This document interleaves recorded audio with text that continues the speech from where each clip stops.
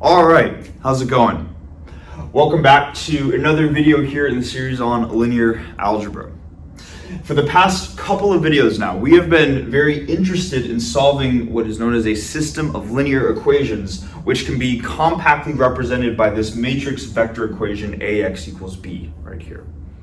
And if you remember, in the last video, we talked all about this thing called Gaussian elimination, which was sort of this algorithmic approach to finding each of the components of the X vector, which contains, or it's the vector that has all the unknowns in it, that thing that we're solving for, right? And there are advantages and disadvantages to applying Gaussian elimination as a means for solving a system of linear equations. And some of the benefits of doing it is that it's very algorithmic, right?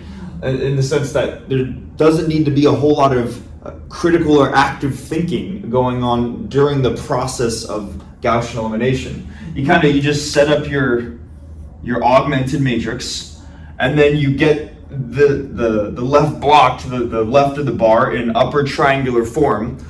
Other common terminology, by the way, that you might see online if you look up Gaussian elimination, you'll see row echelon form, or if some of the numbers right here are considered reduced or set to 1, you can call that reduced row echelon form.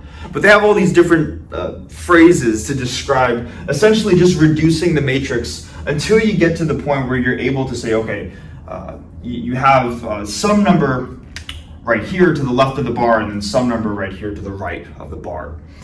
And if you remember what we kind of highlighted at the end of the video, and this is what I want to use as a starting point for this video, is that we had all these different cases for the value of this number and the value of this number, whether either of these two numbers were 0 or non-zero. That would determine how many solutions we have to the overall system, whether we have a single unique solution, or we have no solutions, or even infinitely many solutions.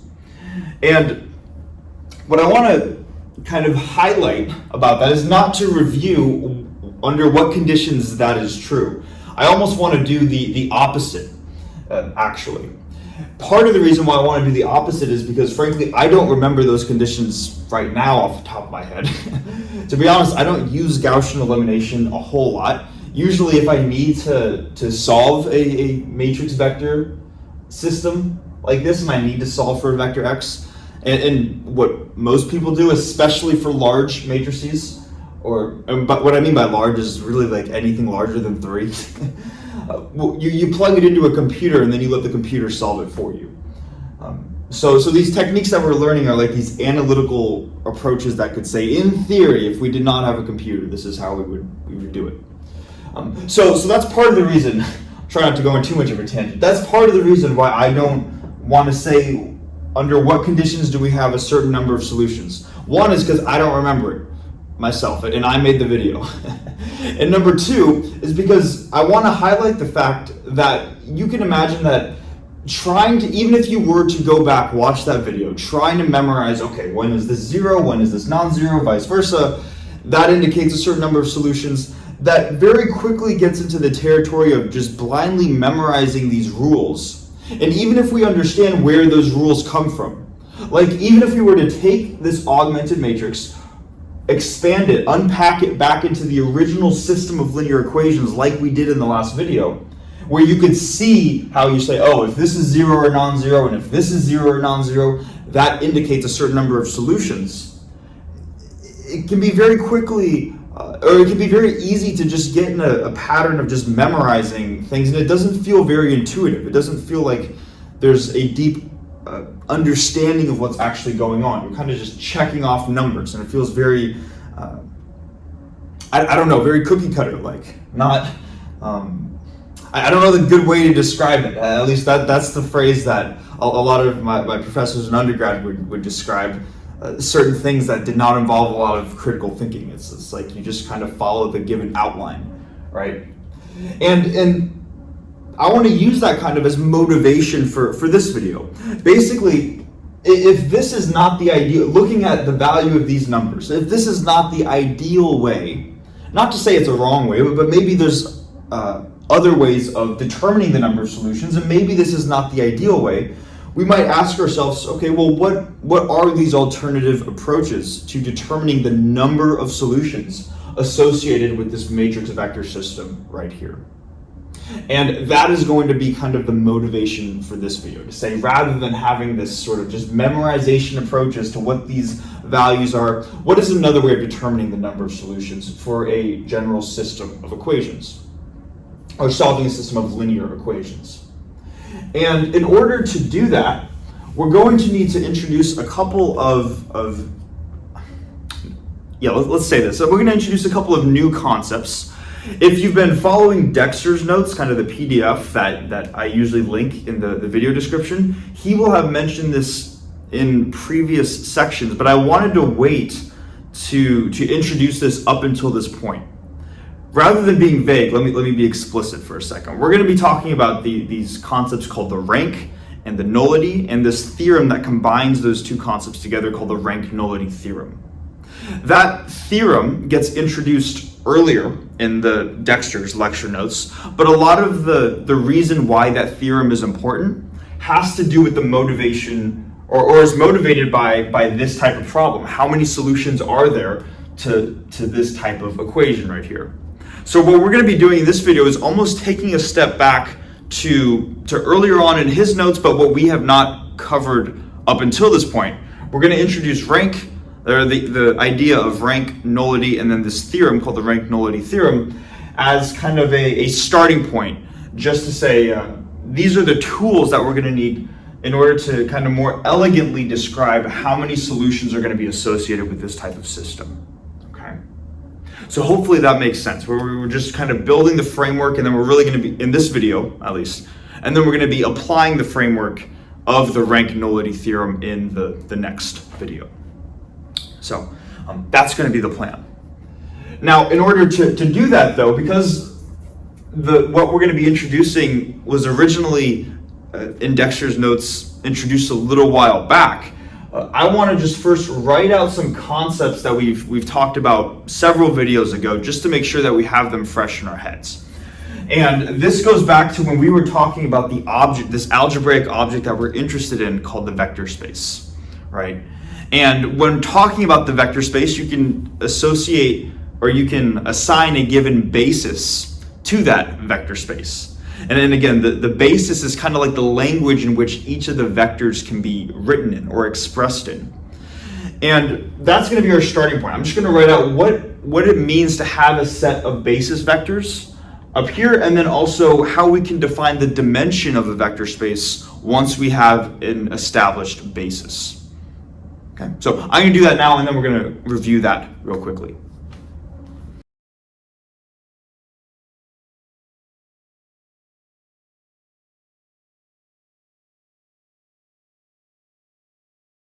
Okay, so we have both, I guess, these expressions to describe both the basis of a vector space as well as the dimension of a vector space. So let's just quickly remind ourselves again what these concepts are, because it's been a little while. So starting with the basis of a vector space, that's going to be the preliminary one before talking about the dimension. A basis of the vector space is simply going to be a set of vectors.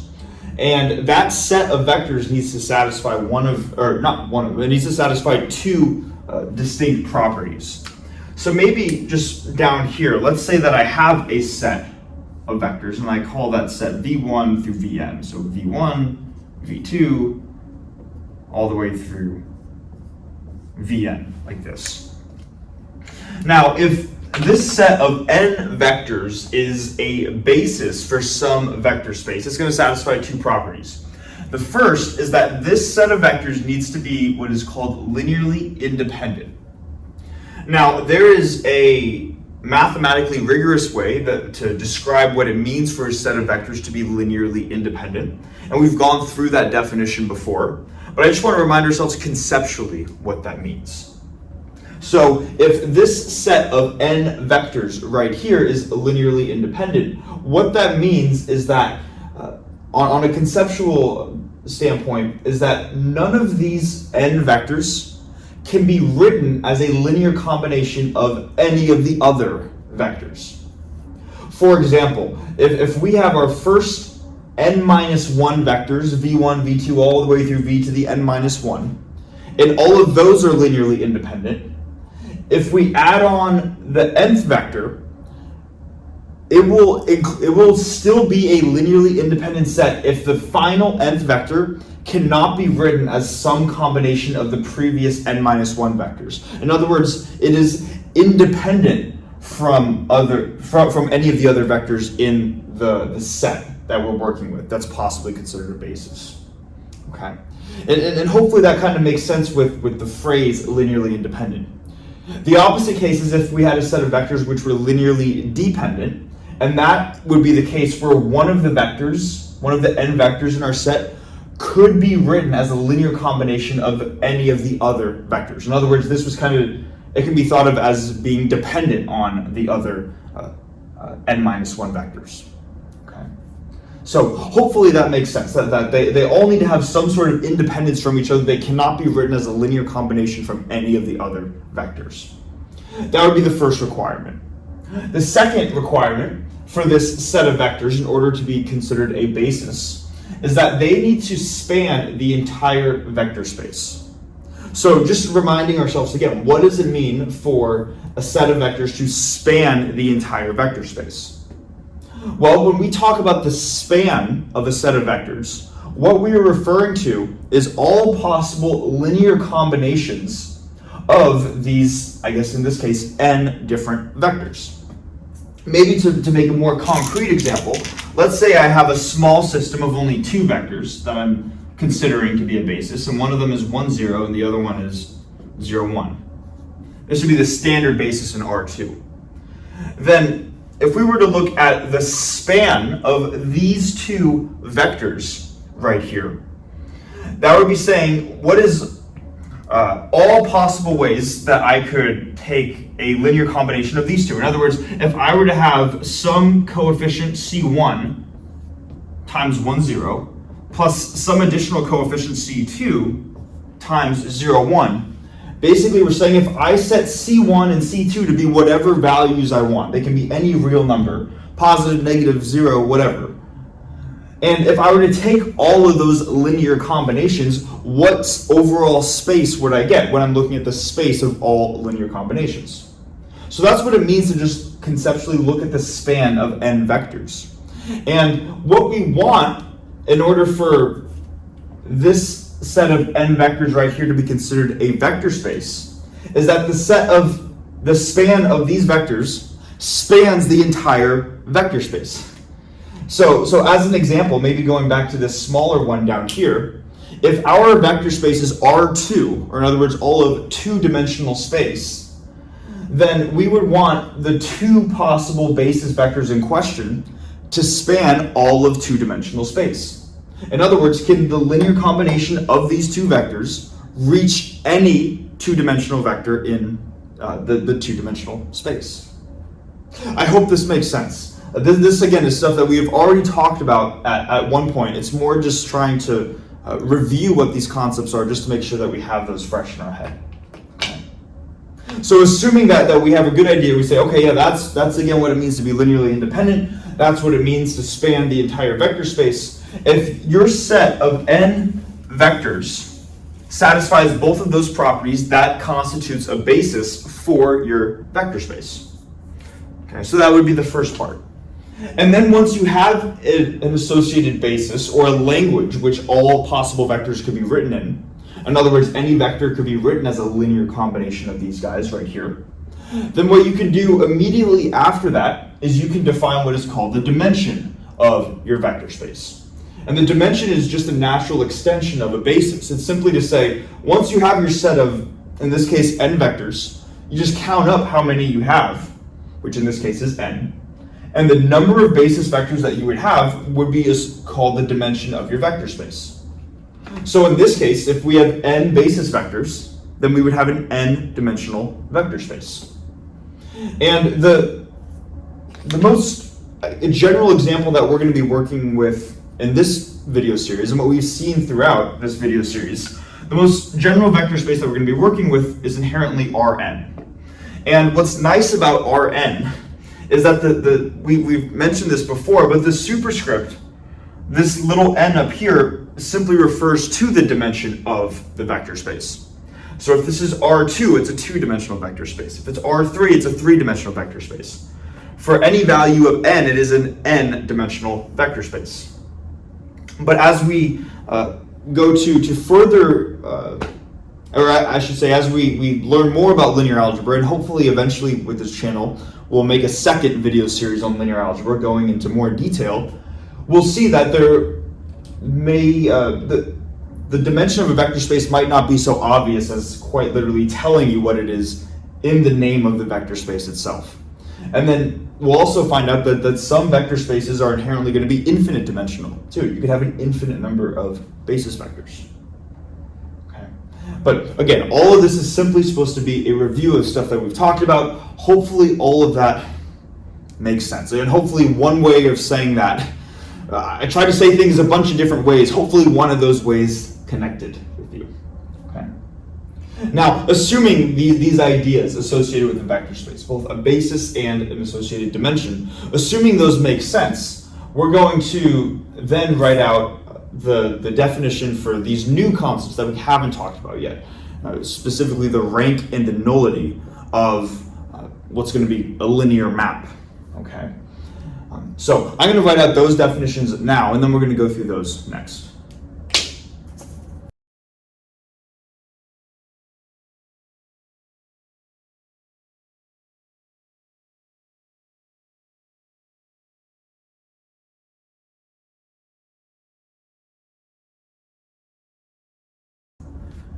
Okay, so finally on to some new definitions, at least for this video, right? So what we're going to be looking at here is both the rank and nullity of a linear map. So there's a lot of stuff on the board here, but the starting point with both of these definitions is just a linear map in the first place, which hopefully we remember what a linear map is, but if not, just really quickly, a linear map is a special type of function, which in this case we're going to call f, that maps from one vector space, a starting vector space u, into some ending or codomain vector space v.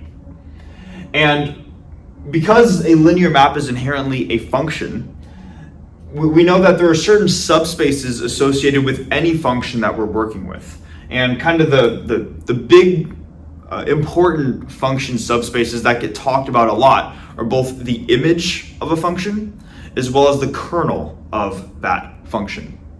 And these definitions of both the rank and the nullity of a linear map are based off of those function subspaces.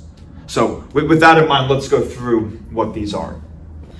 So starting with the rank of a linear map. It says that the rank of a linear map f, and the way that we're going to denote that is R of f, meaning the rank of the map f, is simply going to be the dimension of the image of f. Okay. Now, this is why we talked about basis vectors to go into dimensions, because the dimensions get introduced in both of these definitions right here. So let's just make sure really quickly we understand what this is saying. The image of f is going to be the set of points in the codomain v that got mapped to from the domain u. And it turns out that the image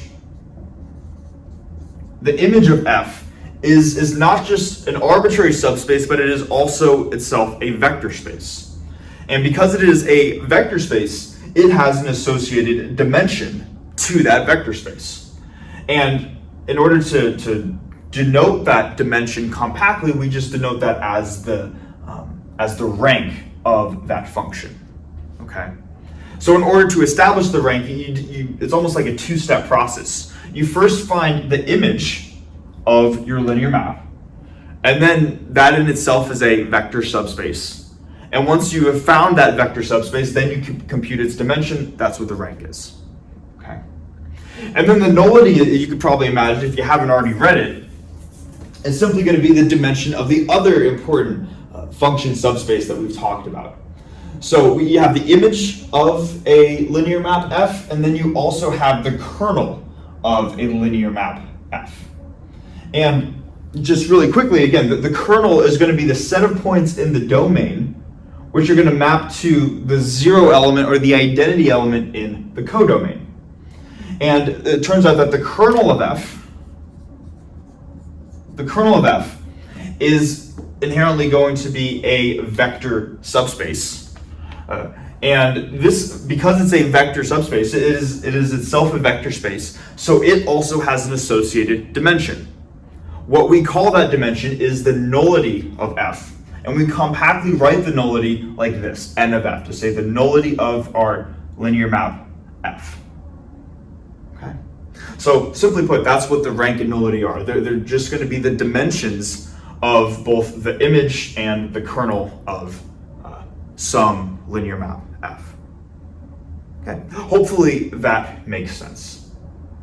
Now, to see how this actually relates, if you remember in the section on linear maps, we stated that that linear maps between finite dimensional vector spaces can be represented by an associated matrix, right? Well, like that was a way to represent a linear map from one vector space to another.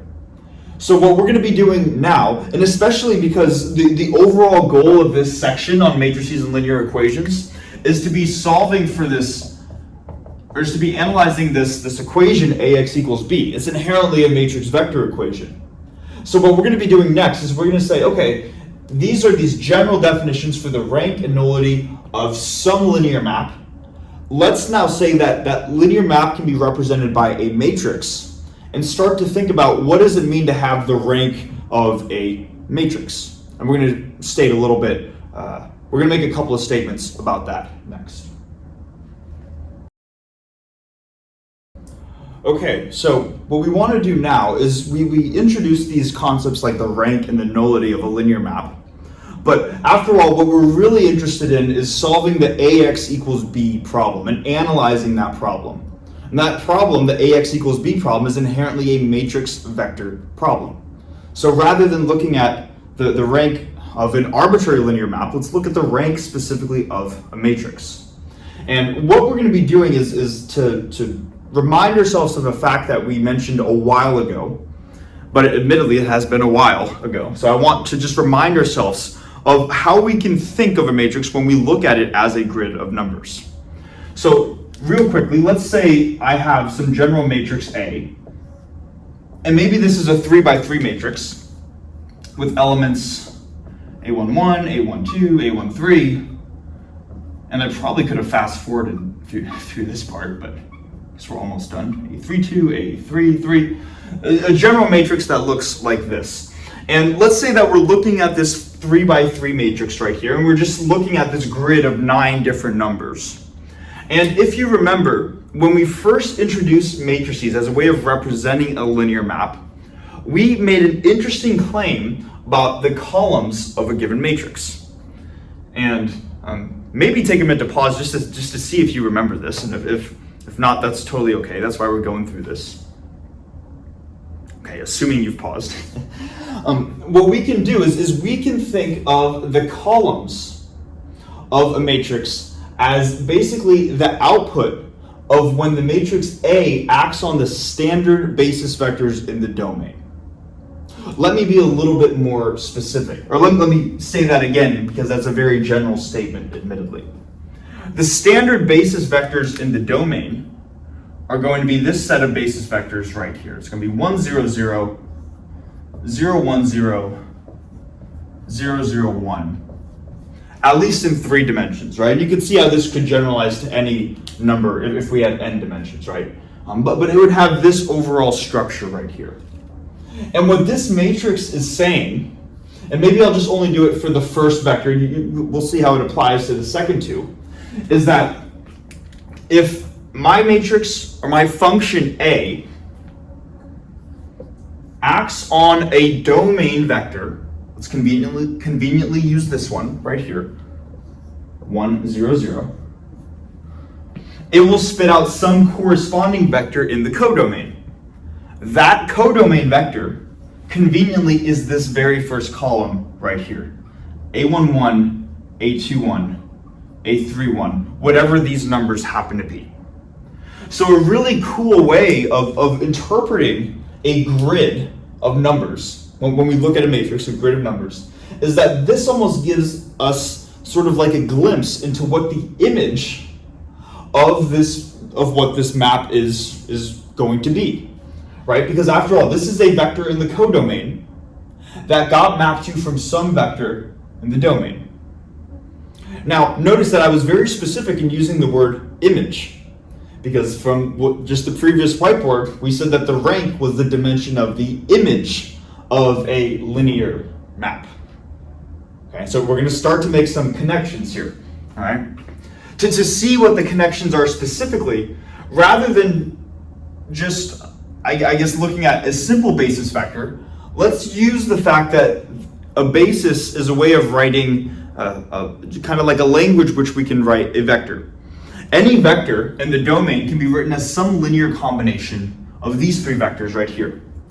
And hopefully that makes sense, right? Like if we had an arbitrary three-dimensional vector in the domain, maybe I'll call it V, and it has arbitrary components A, B, and C, so as general as possible, I could write that as a linear combination of these guys. It would be A times the first vector, plus B times the second vector, plus C times the third vector.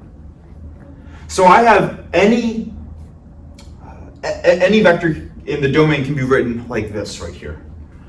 Now, what I want to do is now I want to apply my function A to this domain vector. Because after all, this is just a way of representing a function which takes vectors V from the domain and maps them to some image vector in the codomain. And maybe what I want to do to make this idea very clear is, rather than using a general example of a general 3x3 grid of numbers like I have here, let's come up with a very specific example for just some matrix A. And I'll conveniently use maybe this example right here.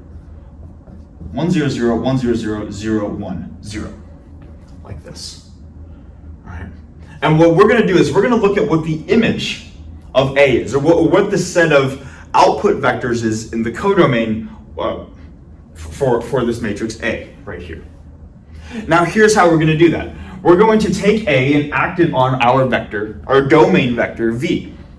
So when we do that, when A acts on V, what we're doing is we're saying that we're just going to have A act on the right-hand side of this equation right here. So we have our coefficient times A acting on 1, 0, 0, plus B, the scalar, the real number, acting times A acting on 0, 1, 0, plus C times A acting on 0, 0, 1.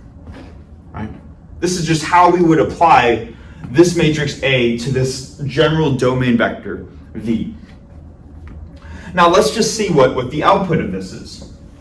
We just mentioned that we know how A acts on the standard basis vectors simply by looking at the columns of the matrix. So I can say I still have my coefficient A, but what is A times 1, 0, 0? Well, that's just this first column, which coincidentally also happens to be 1, 0, 0. So I'm going to write 1, 0, 0 again. Then I'm going to have plus B, and then A acting on the second column. And what is A acting on, A acting on the second standard basis vector? And that's simply going to be the second column of this matrix right here, which is also going to be 1, 0, 0. And then finally, you can imagine, plus C, A acting on the third standard basis vector is this third column, which is going to be 0, 1, 0. If we were to just combine all of this now into a single vector, let's see what we'd get. We could multiply the scalars into each of these vectors. So we'd have, for the top component, we'd have A times 1 plus B times 1 plus C times 0. Or we'd have A plus B for the top component. Then we'd have 0, 0, and then C for the middle component. And then just 0 for the bottom component. So what we have just shown is that if we have any vector in the domain, ABC, as general as possible, when it gets acted on by this matrix, what the corresponding image vector looks like the general image vector for this matrix looks like this. I'd be saying like, okay, well, what's the point here? What are we trying to get at? And I will say now we are going to actually get to that point. So if we were to imagine what this looks like visually, because there's a visual significance as to what's going on here. This is a 3x3 matrix, so we're inherently working in 3 dimensions, XYZ plane right here. And even if we have a 3-dimensional vector in the domain, what it gets mapped to is we're going to have some x component and some y component, but notice that the z component has to be 0. So what that tells us is that no matter what vector we started with, the vector that we end up with, the image vector, needs to have a z component of 0. Vectors that have a z component of 0 are going to exist purely in the xy plane. And what I'm trying to draw right here, this is supposed to be, that checkered thing is supposed to be the xy plane. Hopefully we see how that works, right? We start with some general vector and we end up with some vector that has a 0z component. So another way of looking at this visual representation of what's going on here is that this xy plane is the image of this matrix right here. And now we're going to start to tie this into the rank of the matrix, okay? So we say, okay, well, if this is the image, we can ask ourselves, what is the, okay, yeah, let me take one step back. If this is the image, and the rank of the matrix A is the dimension of the image, so let's do this. The rank of A is the dimension of the image. Let's ask ourselves, what is the dimension of the xy plane? In other words, how many basis vectors would I have in this xy plane right here? And we know that the xy plane is a way of describing R2, or 2-dimensional space. So this image is inherently, even though we started with 3 dimensions, started with 3-dimensional vectors, the image for this specific map gets mapped down to we have a 2-dimensional image. So we would say that the rank of this matrix is 2. Okay. Hopefully we see how that works, right? There's only 2 independent directions that we could move in. We move in the x direction or the y direction or some combination of both. Now, as a final thing, to tie this all together and kind of the overall point that I want to make, notice that we just established that the rank of this matrix is 2. Let's also go back to this grid of numbers right here, this 3x3 grid of numbers for A. And is this a coincidence that if I were to look at the number of linearly independent columns, the number of independent directions that I could move from these columns right here, I only have 2 linearly independent vectors? Because after all, if I took this middle vector, that would move me along the x direction, right?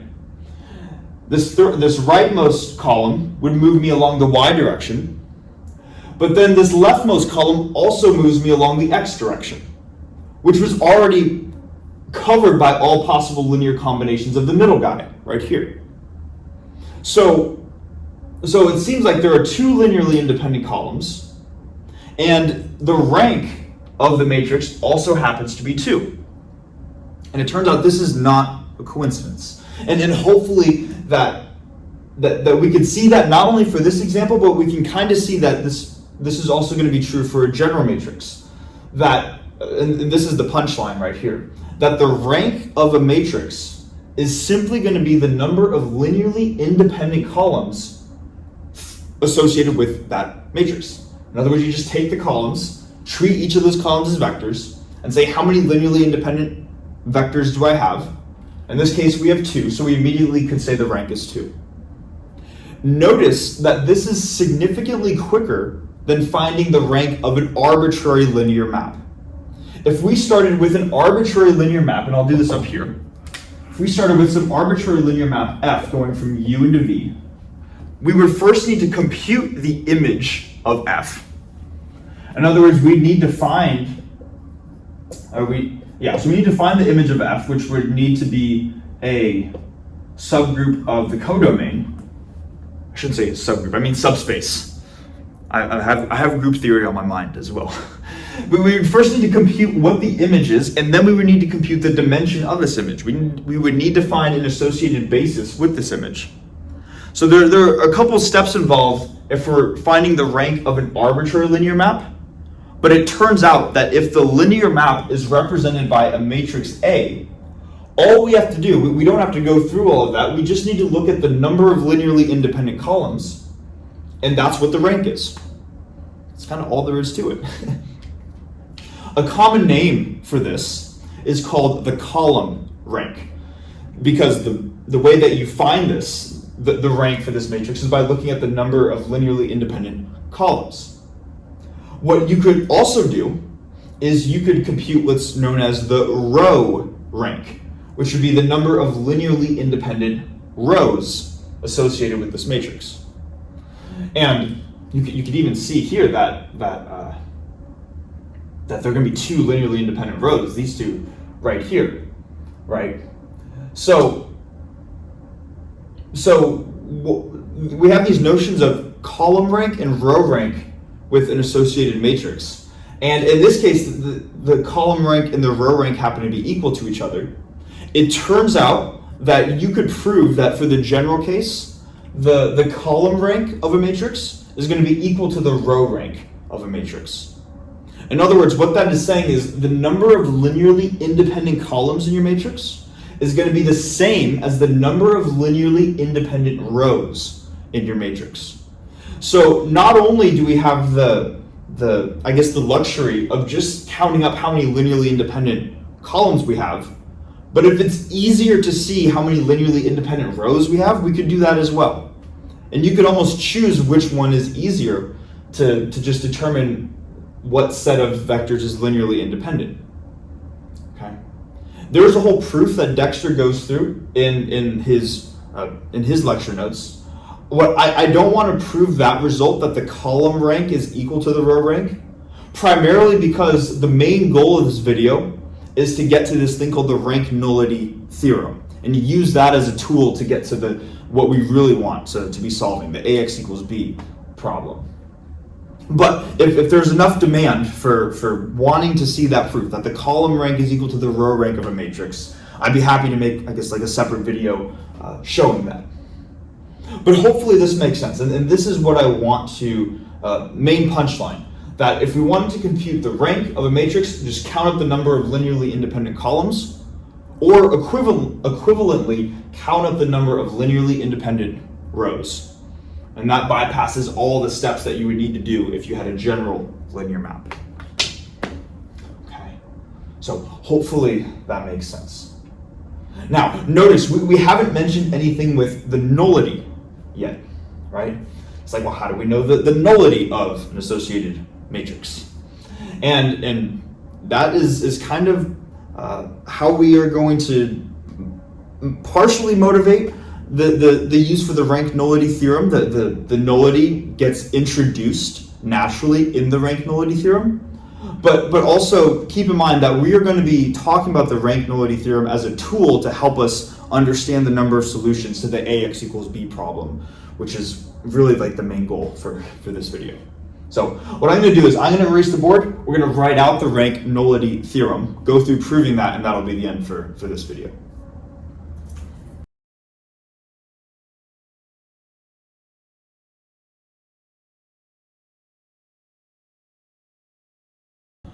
All right, so we have arrived at the Rank-Nullity theorem, kind of the main goal of this video. It's pretty compact, at least in the statement, which is nice. But proving it might take a little more work. So let's start at least with what it says. So it says that if we're given a linear map F going from a domain vector space U into a codomain vector space V, then it turns out, it's kind of cool and how compact it is, that the rank of that map plus the nullity of that map is equal to the dimension of our starting vector space U. Okay, it is the Rank-Nullity theorem is this compact statement right here. So how do we go about proving this, right? because I think that it's not the most trivial thing in the world. Because let's keep in mind that inherently the image of a map is going to be a subspace of the domain V.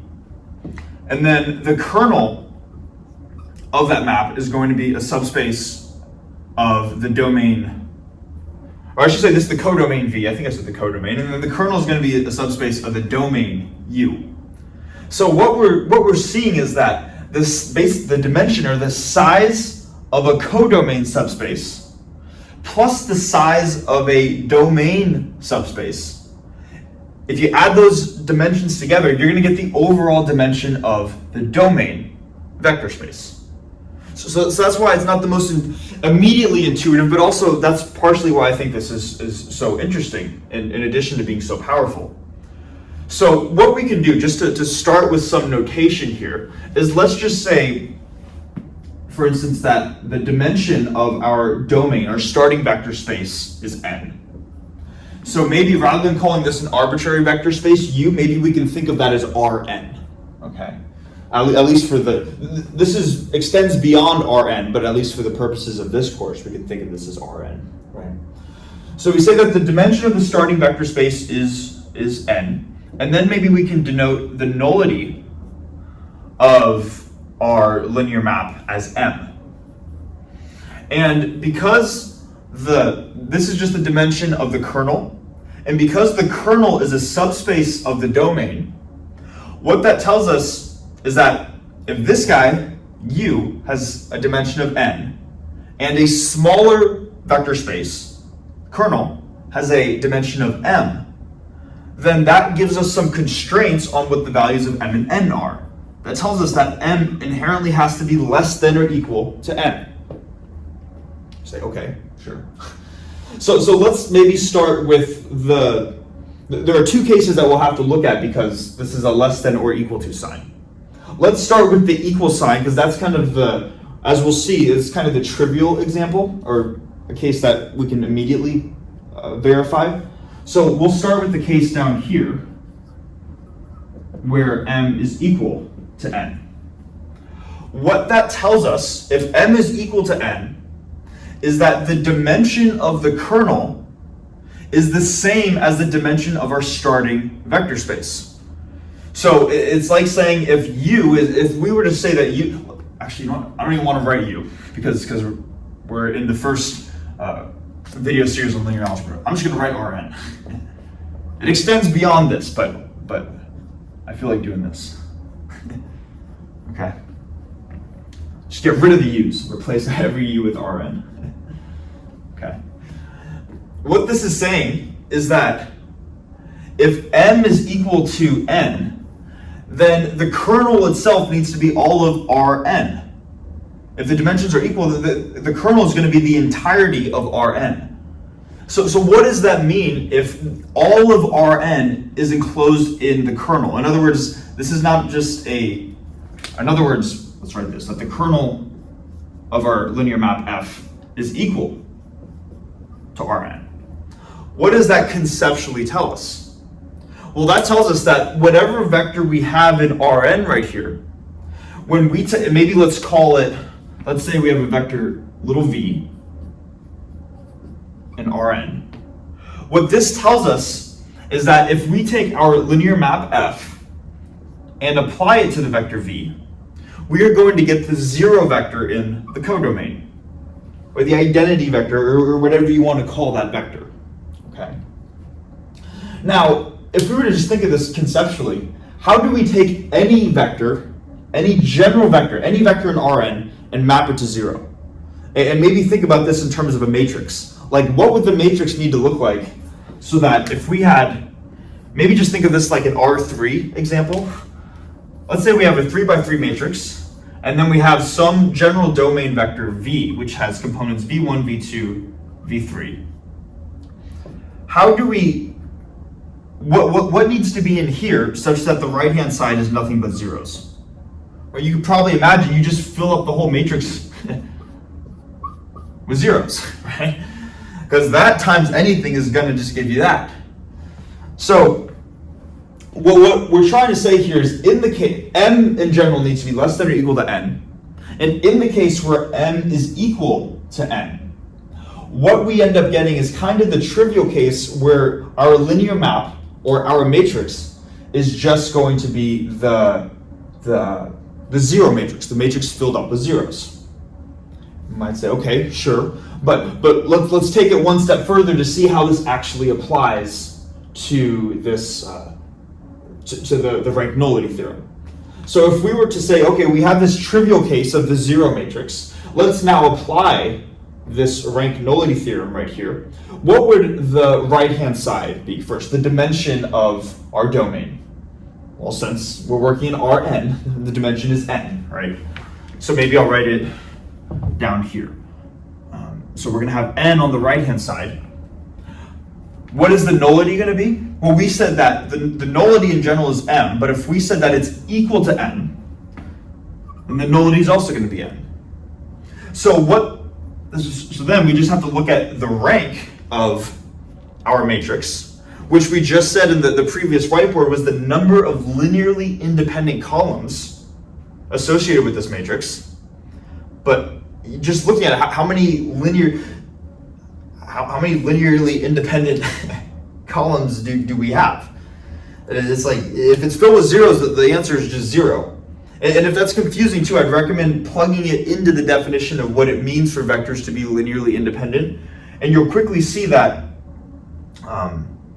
that the answer is going to be zero.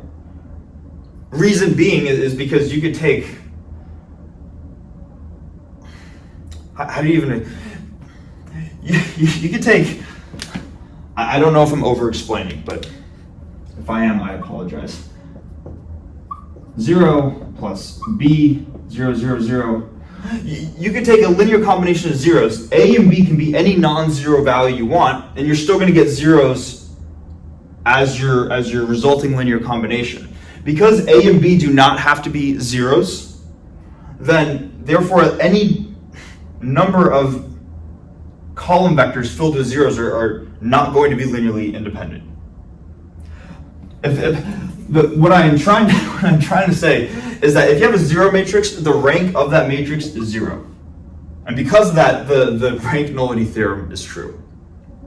It's one of these things in your head that admittedly I probably should take a little more time to think about, but it's like you just associate how many linearly independent columns you have? You have zero.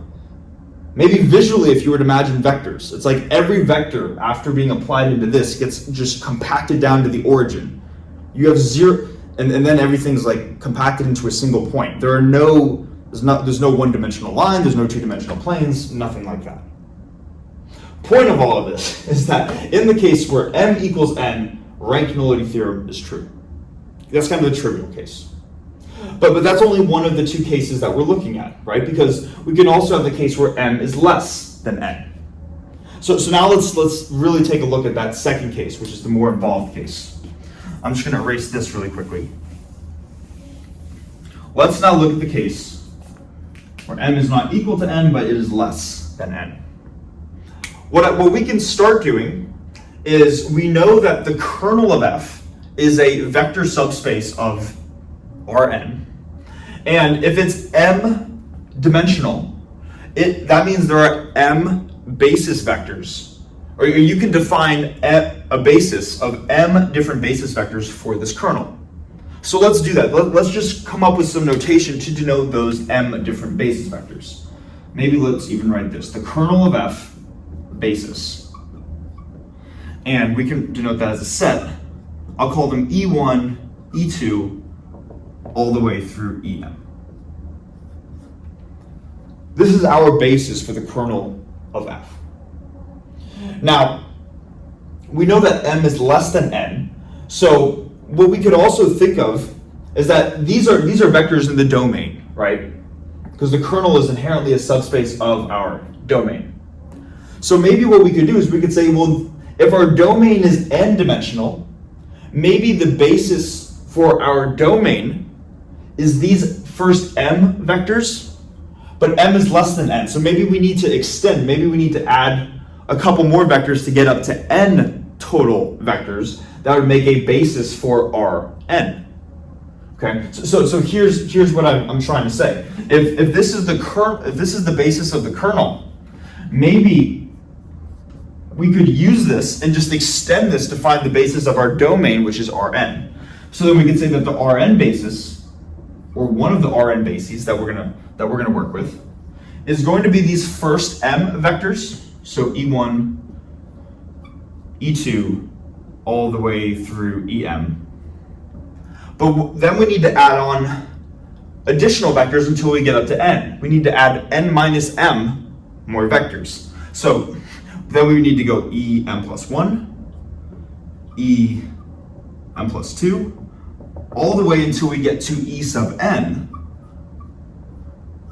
So that way we have n total basis vectors for our n-dimensional vector space. Okay. Hopefully that makes sense. This is a basis for the subspace. This is a basis for the overall domain.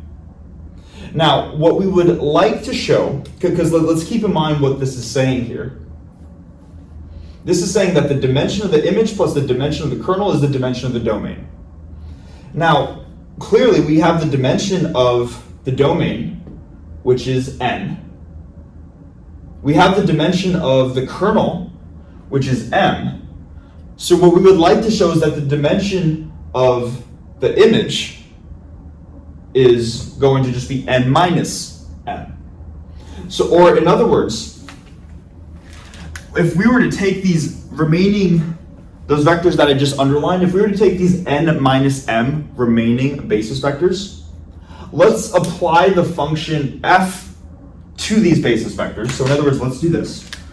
Let's now take the set f acting on e to the m plus 1, comma, em plus 2, all the way through en, like this. Oh, sorry. F acting on this guy, f acting on this guy, all the way through f acting on this guy. In theory, if the dimension of the image is really n minus m, these are all vectors in the image, we agree, right? These are vectors, the e vectors are vectors in the domain that get mapped to some image vector once f is applied to them. So in theory, if this is really correct, then these n minus m remaining vectors should form a basis of the image. Okay?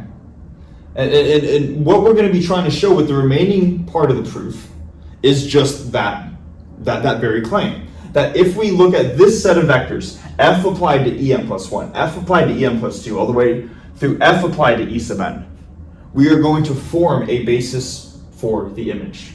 So what we're going to have to do, because again, a set of basis vectors is a set of vectors which are linearly independent and span the vector space, or in other words, span the image. We're going to need to show that these n minus m vectors satisfy those two properties. So what I'm going to do now is hopefully that makes sense. And what I'm going to do is I'm going to erase the board, and then we're going to just go through proving those two properties to finish up the video.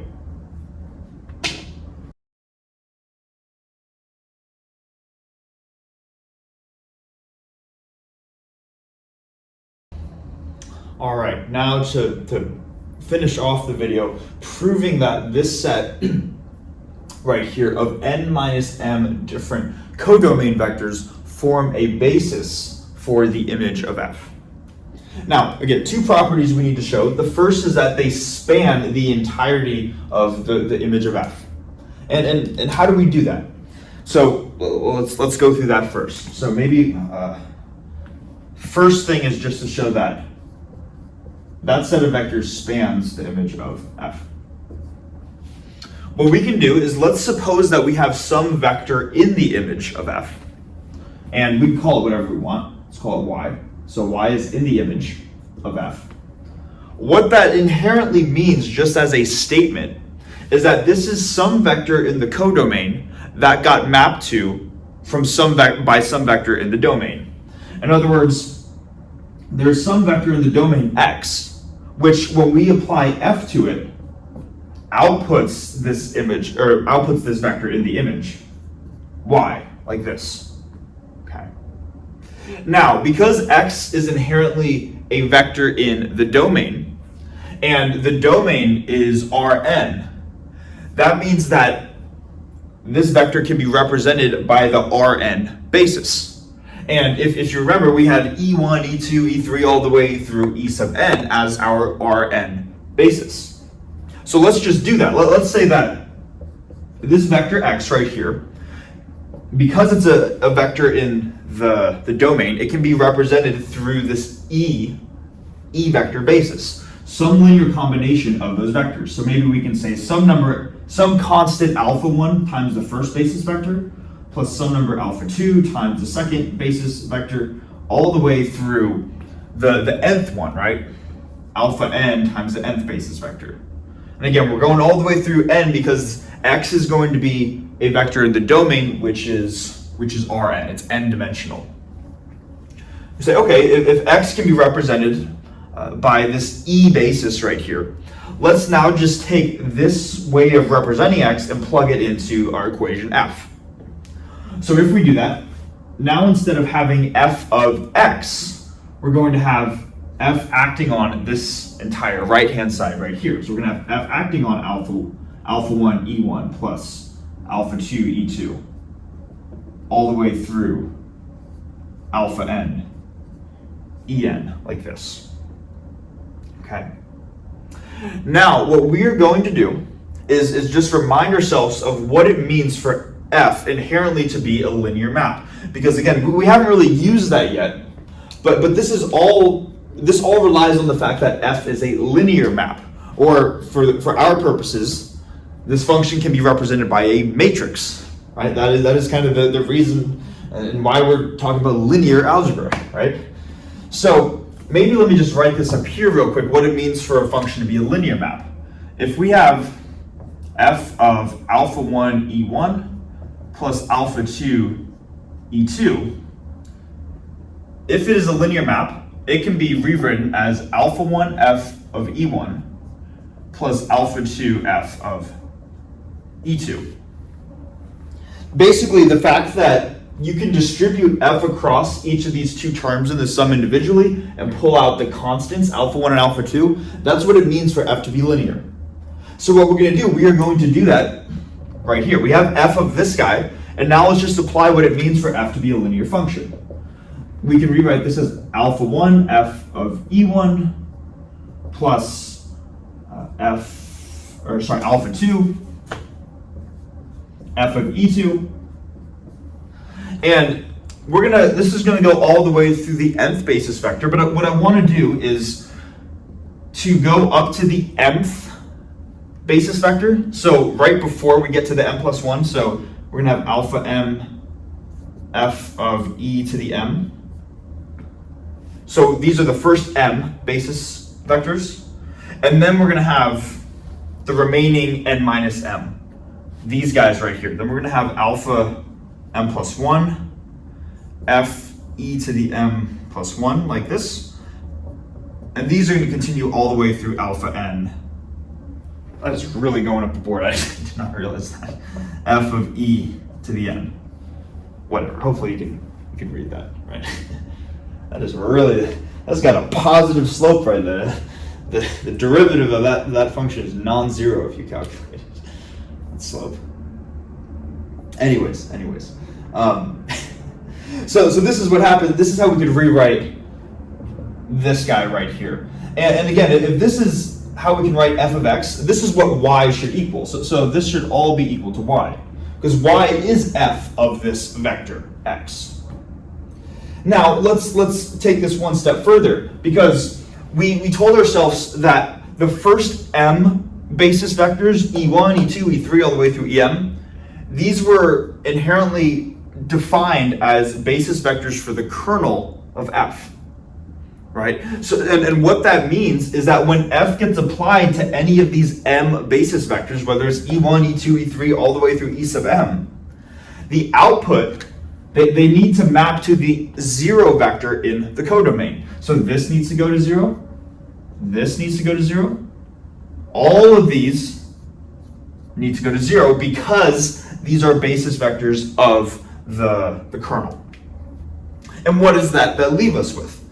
And I will write that over here. Well, that just leaves us with the remaining n minus m terms. So that tells us that y equals alpha m plus 1, f applied to e m plus 1, all the way up through the nth term, alpha n f to e sub n. And what we have just shown inherently is that this actually shows that these vectors span the entire image of f. And why is that? Because what we started with is we said let's just take some vector, any vector in the image of f.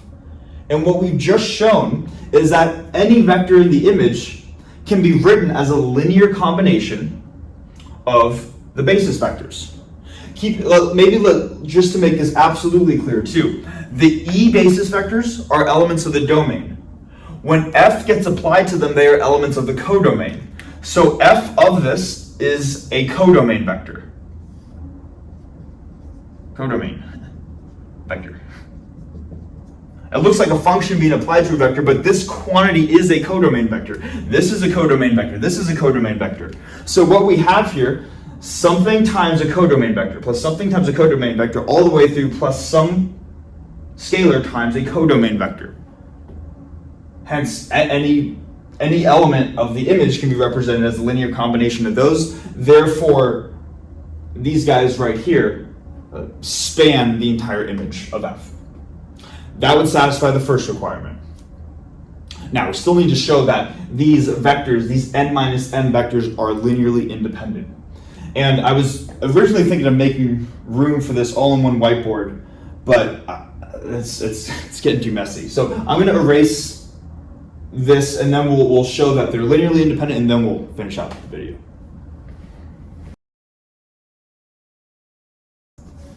Okay, now just to show that these n minus m vectors are linearly independent. What we need to do in order to show linear independence is to refer back to the definition of what it means to be linearly independent. So what that means, according to the mathematical definition, is that if we were to take a linear combination of these n minus m different basis vectors, so we were to have alpha, m plus 1 times the first basis vector, pen's starting to die. Put them over here, plus, there we go, alpha m plus 2 f times e to the m plus 2, all the way through, let's do this here, all the way through alpha n f being applied to e sub n, like this. If we were to have a linear combination, should have moved this over a little bit, and we were to set that linear combination equal to the 0 vector, if these n minus m vectors are linearly independent, then the only possible way that this equation could be valid is if each of the coefficients in front of the vectors are all 0. In other words, there's no non-zero, there's no way I could plug in any non-zero value for any of these alphas to make this equation true. So what we want to show is that all of the alphas in this equation must be 0. Okay. Hopefully that makes sense. That is what it means to show that set of vectors is linearly independent. Now, what we're going to do is essentially, as a first step, apply the definition of what it means for a function to be linear. Again, what we did when showing that the set of vectors spanned the image was we started with kind of this top guy and went down to here. We're just going to do the reverse. We have a linear combination, like this bottom line, and we're just going to rewrite it as this top line right here. So because f is linear, I can also write this as f being applied to alpha m plus 1 e to the m plus 1 plus alpha m plus 2 e to the m plus 2 all the way through alpha n e n.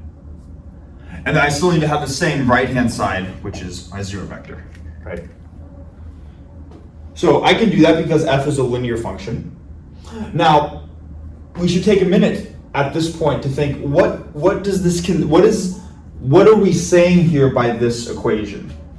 What we are saying is that when f is applied to some vector, and again, now this is some vector in the domain, right? Because you have a domain vector, and then you apply f to it to get some corresponding vector in the codomain. What we're seeing is that this vector right here, when applied to f, gives us the zero vector. Vectors that have that property inherently belong to the kernel of f, right? Because that's what it means to be in the kernel.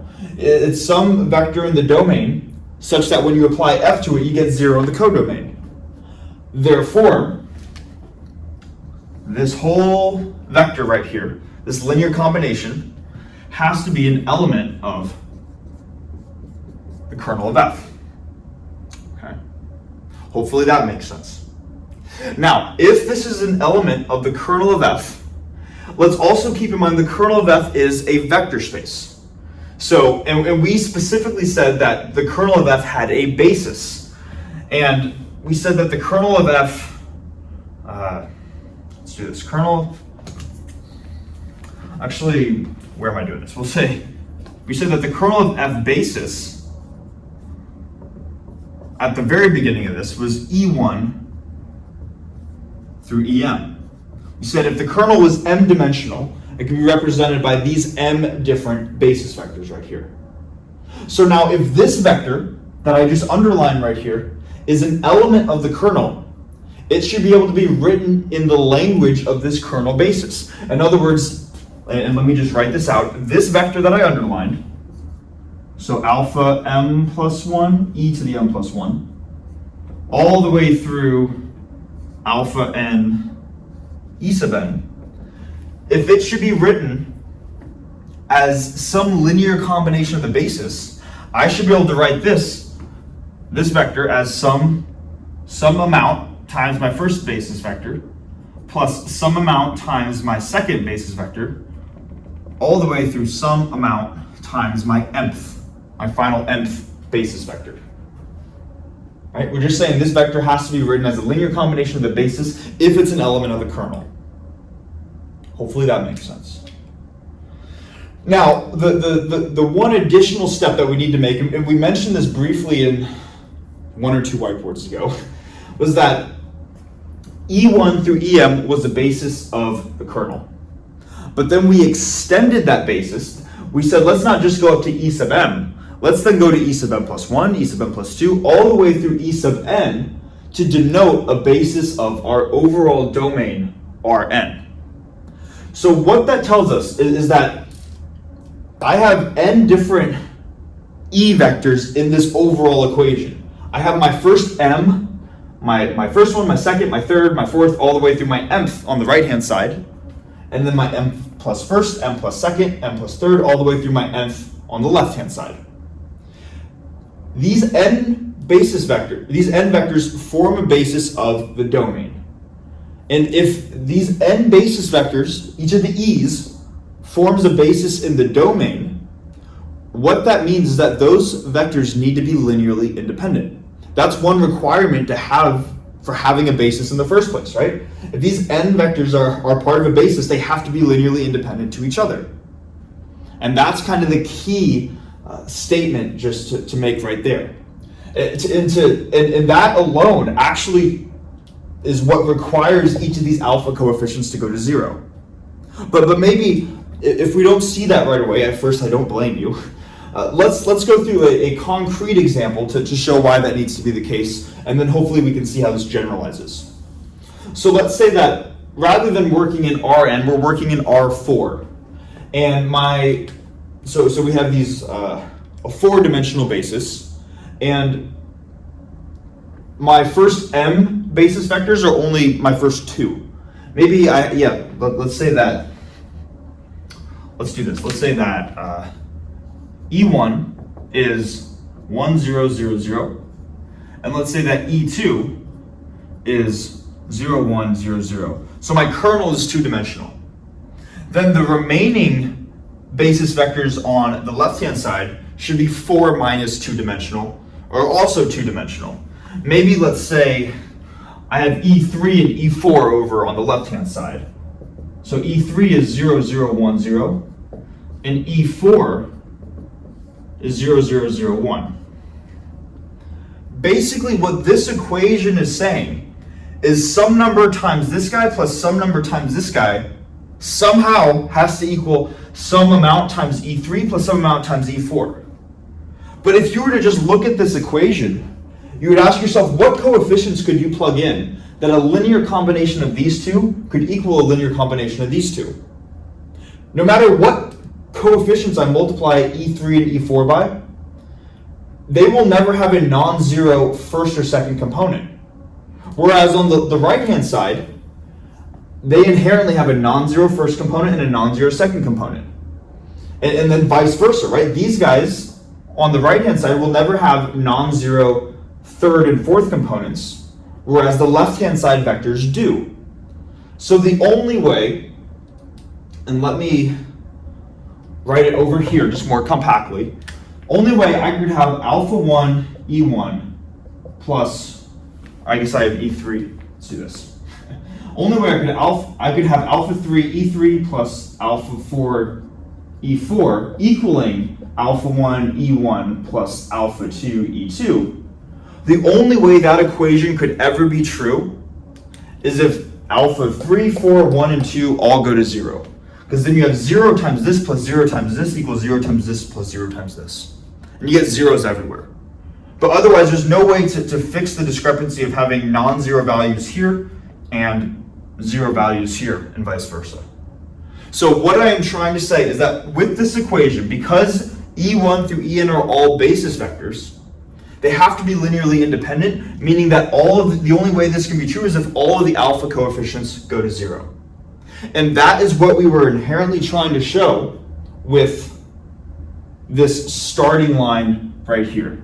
Remember, we said that if we have a linear combination, something times the first guy, plus something times the second, plus something all the way through the nth vector, and it equaled the 0 vector on the right-hand side, they would be linearly independent if the only way that could be possible is if alpha m plus 1, alpha m plus 2, all the way through alpha n equaled 0.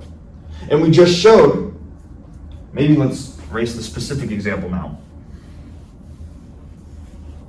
We just showed through this bottom line right here, which we logically got to, that all of the alphas have to be 0.